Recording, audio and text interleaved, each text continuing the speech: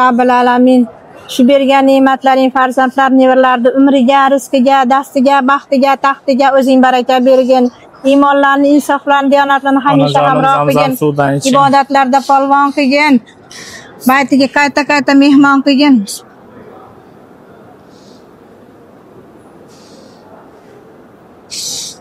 Boringga shukr. Allohning bergan ne'matlariga shukr. Allohim senga ne'matlarni berganiga shukr. Boringga shukr. Menga bergan mehrini Allohim farzandlaringdan 100 baravar, 1000 baravar qilib qaytarsin Parvardigoregam. Menga nimaki qilayotgan bo'lsang farzandlaringdan qaytsin Parvardigoregam. Farzandlaring ham seni menga o'xshab boshlariga toj qilib ko'tarib ko'tarib yursin Parvardigoregam.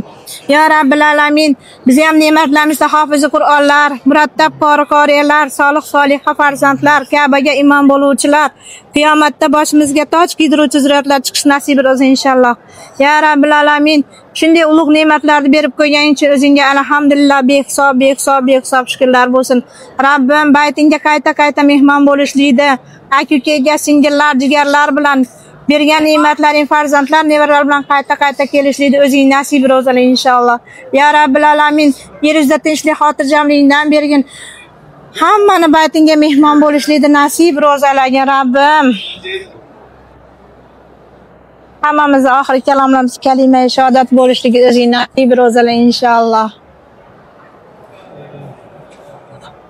Shu turdagi rahbarlarimizga ham rahmat, ishlariga rivoj bersin, talablarni Alloh bersin, ishlaringlar bundan ham gurkirab yashnasin. Bizga o'xshagan qadam yetolmayotgan mo'min-musulmonlar sizlar orqali shu baytiga qayta mehmon bo'lishlikni Allohim nasib ro'zalasin. Ishinglarga rivoj bersin. Bundan da martabalar ulug' bo'lsin.